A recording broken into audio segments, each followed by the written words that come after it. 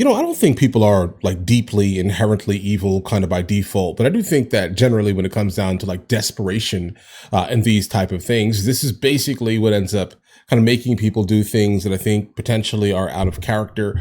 And also do not think kind of by default, certain groups of people kind of, do specific things because they just are part of the group. I do think that it is, in fact, all right, going to be based off of desperation, but it still is, in fact, happening. So you can't just exclusively excuse some of the actions if they specifically go against the overall social contract or compact. My opinion here. So let's enter into the video here, guys. I mean, listen, 240 Somali pirates attacked 2 U.S. Navy ships. I mean, I don't really think that's incredibly intelligent. All right, because I'm not sure what you're going to do here, specifically if you're just in a skiff and you're going up going up against some type of like destroyer or something. I mean, I don't really think that's intelligent, but either way, let's go and jump to the video immediately, see where the video takes us, guys. This is coming from the channel Navy Signal. October 12th, 2025. In the narrow, choppy waters of the Gulf of Aden, 28 speedboats carrying more than 240 Somali pirates were approaching the USNS Providence, a U.S. Navy weapons transport ship that was secretly delivering 1,200 artillery shells, 320 Javelin missiles, and nearly 8 million rounds of ammunition to a Marine task force near the coast of Yemen. Under the command of Abdurrahman Qadir Yusuf, a pirate kingpin turned global arms dealer, the pirates opened fire with RPG-7s, AK-47s, and DSHK heavy machine guns, tracer bullets tearing through the night. So they basically thought that the ship that they were targeting, right, exclusively, right now, wasn't armed. But this was no ordinary act of piracy. Behind the attack was an international organization that traded weapons for stretching from the Horn of Africa to the coast of South America. Wow. But they made a fatal mistake. The retaliation was immediate. 3 CH-47 Chinooks roared in from the south, each carrying 60 Navy SEALs armed with M4A1 carbines and M320 grenade launchers. Overhead, 2 AH-64E Apache helicopters hovered with Hellfires and 1,200 rounds of ammunition, while an MQ-9 Reaper streamed coordinates back to the fleet. Will the pirates get their loot, or will they be wiped out by America's wrath? They're going to be wiped out by America's wrath. Join me as I find out. 03:10 a.m., October 12th, 2025, 50 nautical miles off Ras Hafun, Gulf of Aden. The sea was eerily calm that night, the black water concealing what was about to be revealed. Beneath the dim light of the horizon, the U.S. Navy supply ship USNS Providence moved silently through the Gulf of Aden.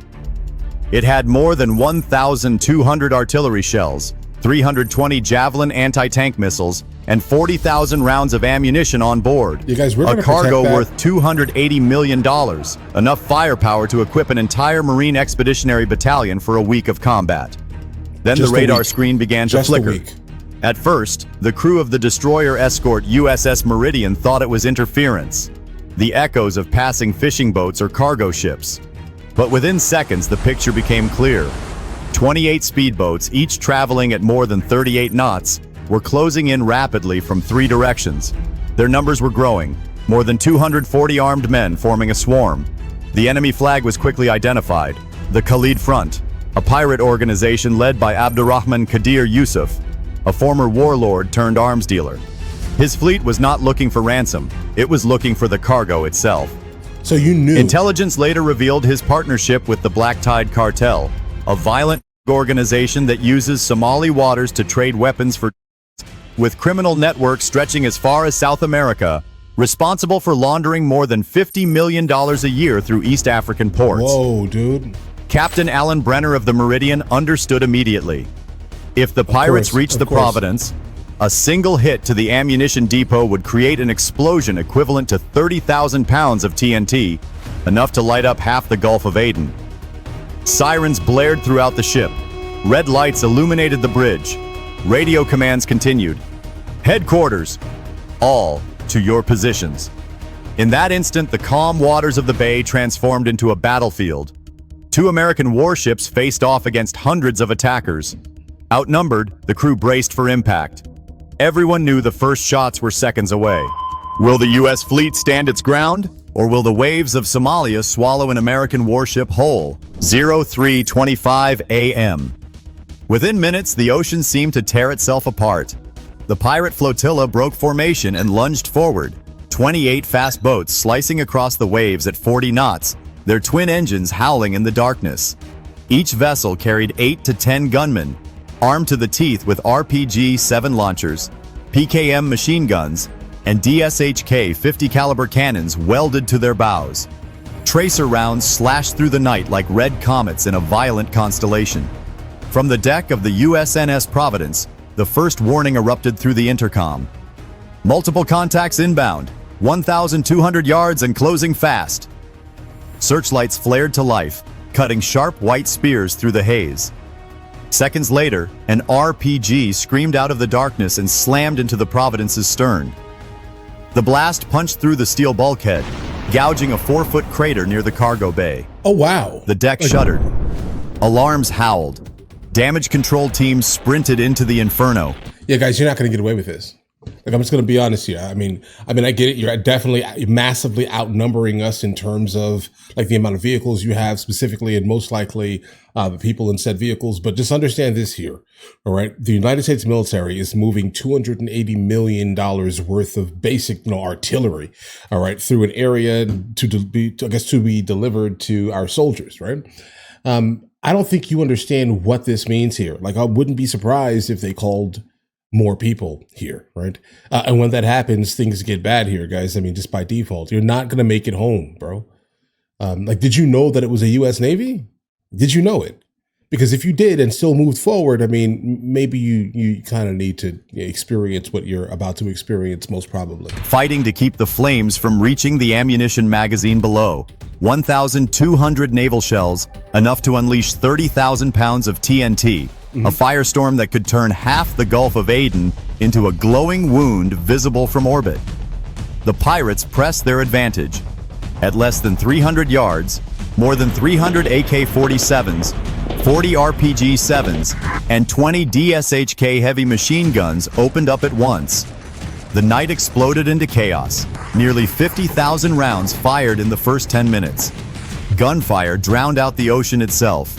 Okay. Bullets tore through antennas, lifeboats, and deck rails as sparks cascaded like molten rain. Oh, so they came kind of The U.S. Navy struck back with surgical fury. Let's go. From the USS Meridian, anchored 600 yards off Providence's starboard beam, two 20mm Phalanx C-1WS guns spun to life, spitting 4,500 tungsten shells per minute. The sky erupted with white-orange tracers as 3 pirate skiffs were vaporized in seconds. Guys, you do know that the U.S. military sometimes just waits to be able to utilize these brand new toys, guys, right? Like, I don't know what you're doing when you do these things. It's just like a lack of intelligence and of knowing, or maybe even some type of like Dunning-Kruger effect type of thing. Like, let's say you're used to absolutely pillaging and pirating this specific area, including the Gulf of Aden, okay? And you're used to just immediately dominating things, but when the U.S. Navy kind of comes to town, you may want to, kind of back down almost immediately. Like, if you know it's us, why are you moving forward, guys? Deck gunners followed with .50 caliber bursts, punching holes through wooden hulls and igniting fuel tanks. Fireballs rolled across the waves, each one briefly revealing shattered debris and bodies hurled into the Black Sea. Still, 5 boats broke through the perimeter. Rockets streaked toward the Providence. 1 RPG struck the aft railing, detonating beside a javelin launcher. The shockwave hurled sailors across the deck. 2 were burned, 1 blinded by shrapnel. Fire crews charged through smoke and chaos, quenching the blaze just seconds before it reached the ammunition hold. 10 seconds slower and the Providence would have vanished in a single incandescent flash. By dawn, at least 12 pirate boats had been obliterated. 12. 70 fighters lay dead or wounded, yet the assault did not stop. Okay. Overhead, an MQ-9 Reaper drone transmitted live footage to both ships. Its thermal cameras revealed new contacts, dozens of speedboats converging from the east. A second wave, nearly 100 more, moving in perfect coordination through encrypted radio channels. This was no desperate raid. No, this is It was a meticulously planned assault, designed to seize American weapons intact. Right. Can the Navy's next move crush the pirates' empire, or will the hunters become the hunted? Okay, listen, if you're starting to see that this is obviously a heavily coordinated thing, I mean, I would personally say, I mean, if 28 boats went there, with a gigantic amount of people on them, and then you start to realize that there are more now coming, obviously in communication, telling, hey, listen, guys, we need backup. The United States military is not basically backing down as fast as other countries' militaries would have basically done. This is what's happening here. So, of course, if you're starting to realize that now 100 more ships are coming your way, why are we not calling for backup immediately? Don't get me wrong here. I think we may have it still, but that's some overcompensation, I will say, though. Right? I mean, that could just be my overt patriotism, potentially. Either way, right? But still, I would definitely, for the sake of making sure we kind of like, I don't know, bro, destroy a fly, with a Mack truck type of scenario here. I definitely would bring out some more people here. Let's move away from the idea of I can do it myself, bravado type of thing, and bring in people that can, more people that can basically just obliterate the situation. Because obviously the audacity of this is wild. 5:10 a.m. Smoke from burning boats still drifted across the Gulf of Aden.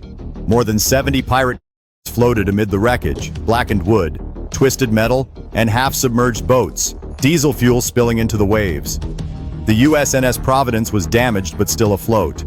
Damage control reported 11 sailors injured, 2 in critical condition, but the ammunition was intact, a miracle measured in seconds. From the control room aboard the USS Meridian, analysts began piecing together the digital trail. Signals picked up by pirate radios pointed inland, toward a cluster of warehouses near the Barawi Peninsula, a notorious smuggling corridor long shrouded in corruption and silence. At 5:47 a.m., satellite imagery confirmed what the naval battle had revealed. This was not an isolated group. It was a network. Thermal scanning revealed 12 fortified structures along the shore, each apparently containing crates of weapons and ammunition. Here we go. Logistical data collated from Camp Lemon in Djibouti revealed staggering numbers. An Djibouti estimated 15 tons of small arms, 180 RPG launchers, 2 million rounds of ammunition, and 40,000 gallons of fuel reserves. Perfect. Enough to sustain a private army for months. Right. Financial intelligence added another shock. A money trail traced through offshore accounts in Aden, Djibouti, and Bogota showed more than $28 million had been transferred in the past 6 weeks through shell companies linked to the Black Tide cartel. The pirates weren't petty thieves. They were couriers in a global arms trade, trading guns for coordinated, guys. As the data poured in, Captain Brenner gave a single command: go to the source. The radio chatter died down. Every sailor knew what that meant. The next phase wouldn't take place at sea. It would take place on Somali soil, where the real heart of the operation lay deep under the sand. What happens when U.S. Special Forces take the fight onto Somali soil? Keep watching. You won't believe the outcome. At 8 a.m., the order came through. Listen, without even seeing the outcome, I pretty much know the outcome. We're striking them hard, most likely from sea. Execute Dawn Cleaver. From the deck of the USS Meridian, 3 CH-47, Chinook helicopters lifted into the rising heat, their blades carving the morning haze. Each carried 60 U.S. Navy SEALs, armed with M4A1 carbines, M320 grenade launchers, and thermal optics. Above them, 2 AH-64E Apache gunships circled with 1,200 rounds of 30mm cannon fire and Hellfire missiles locked and ready. The target, a fortified coastal compound outside Barawi, where intelligence had confirmed 15 tons of weapons and millions in cartel cash were hidden. At 8:17 a.m., the first Apache fired. A single Hellfire missile struck a fuel depot, detonating 40,000 gallons of diesel in an explosion that shook the peninsula. The blast leveled the perimeter walls and set off a chain reaction in the ammunition cache, flames reaching nearly 200 feet into the air. Yeah, guys, once I heard him say blatantly that there was a gigantic stock of fuel, I knew exactly what we were hitting first. Within seconds, SEAL teams fast roped from the Chinooks into the chaos below. Resistance was immediate and ferocious. Over 150 militants opened fire with RPG-7s, AK-103 rifles, and Chinese-made Type 80 machine guns. Tracers stitched across the sand as SEALs advanced through smoke and dust.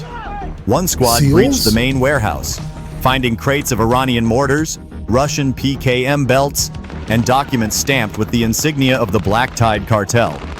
Another team stormed a communications room, recovering encrypted laptops tied to Yemen-based brokers and South American narcotics shipments. By 8:42 a.m., the 2nd Apache engaged the Western Ridge, cutting down a convoy of 6 pickup trucks attempting to flee with the warlord Abdurrahman Kadir Yusuf. His vehicle was struck by a burst of 30mm rounds, flipping end over end in a plume of fire. Kadir's reign ended where it began, in the dust of the Somali coast. The fighting raged for nearly 40 minutes. 91 militants were confirmed, 46 captured, and 12 warehouses destroyed. Among the rubble, SEALs uncovered $32 million in cash, 500 kilograms. It was probably like 50.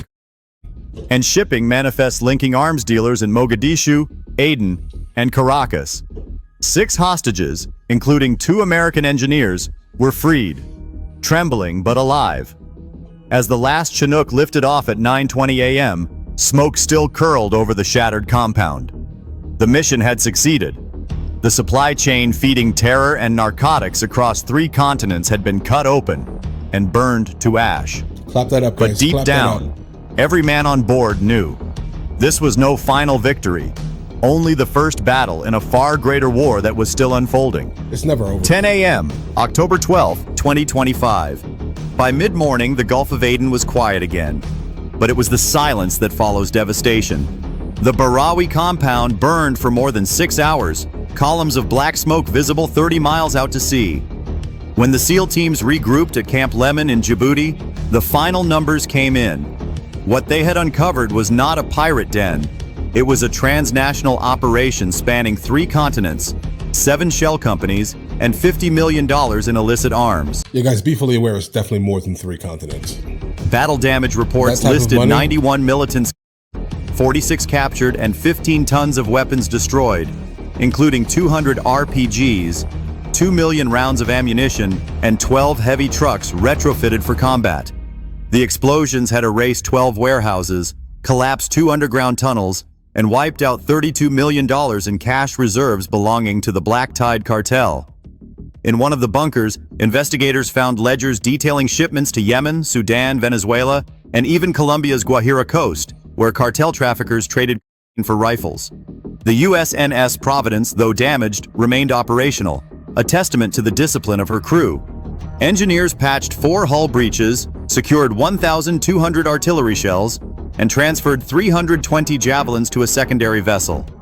Not a single round was lost. The potential catastrophe, a blast equivalent to 25,000 pounds of TNT, had been avoided by sheer human precision. But victory came with revelation. Intelligence analysts reviewing encrypted data from Barawi discovered communications routed through Tehran and Aden, confirming that Iranian intermediaries had brokered several of the weapon exchanges. The pirates were not freelancers. They were instruments in a far deeper shadow war, one that blended terror, narcotics, and proxy funding into a single toxic current. As the sun sank over the Indian Ocean, Captain Brenner stood on the deck of the Meridian, watching smoke drift over the horizon. The message was clear and merciless. Attack a U.S. vessel, and the response will not stop at sea. It will come for you, wherever you hide. The aftermath of Operation Dawn Cleaver echoed far beyond Somalia. Ports tightened security. U.S. allies launched audits on maritime shipments, and global markets trembled at the exposure of an arms-for network worth hundreds of millions. The pirates' empire was gone, but their financiers remained in the shadows. And as intelligence units traced the next wave of encrypted transactions, one chilling truth emerged.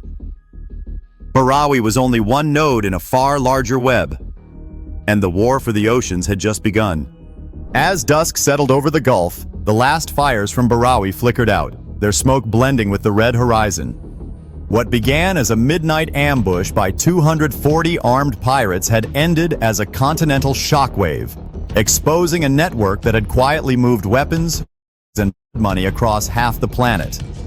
The sea that once hid their crimes now carried the proof of their destruction. On board the USS Meridian, sailors stood in silence, staring at the distant coastline still wreathed in haze. For them, Victory came not with celebration, but reflection. They had faced death at sea, a ship loaded with 8 million pounds of explosives, one stray rocket away from a catastrophe that could have wiped out every vessel within miles. And you guys made it Yet out. through precision and discipline, they had held the line.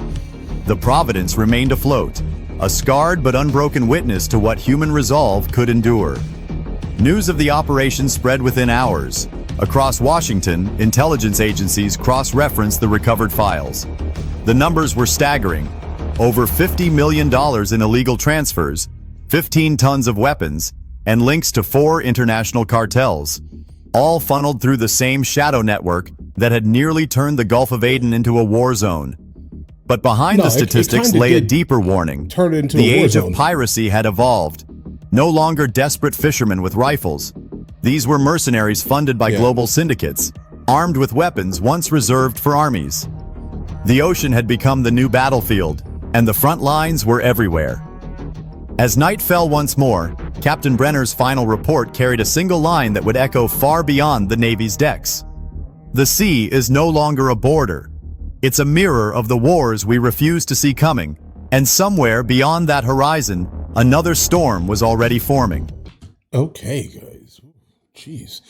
Listen, wherever there is poverty, like deep, abject poverty, there definitely seems to, come a place. How about this? How about this here? It creates an opening for this type of thing to happen, right? Like just like, guys, be fully aware here. If this was another place, other people would not be looking to do things like this. But obviously, because of where we're talking about and the abject poverty, you have people that are able to basically get people to do absolute, horrifying things to other people for almost menial sums of money. Example here, he points out the fact here that there were millions and millions of dollars that were basically found here. Like, be fully aware here that the people that were on those boats were getting nothing near it. They're probably getting $100, $200 to basically do this, and they were risking their existence for that type of sum of money. And of course, they're willing to do the most extreme things for said money, guys, right? So again, doesn't surprise me that they have kind of devolved into doing such a thing. It definitely would be great if they were not doing such a thing.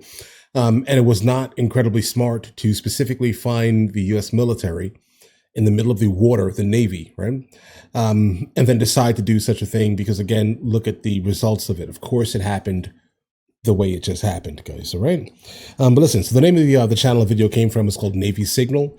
If you guys are new here, please like and subscribe. In the meantime, I'm going to go ahead and catch you guys later. Guys, you movies with me. I never actually thought to promote it over here, guys. But if you guys do want to watch it, guys, we have hundreds of movies, and I mean hundreds of movies that we've reacted to. You guys can come watch them with me if you want to, along with many TV shows. Currently we're working on the show Dexter, along with Vikings, and we have a lot of series that are already completed. But if you guys do want to watch it with me, the link is in the description. Everything's available at the second tier. But of course, if that's not your thing, guys, don't worry, right? Listen, like and subscribe.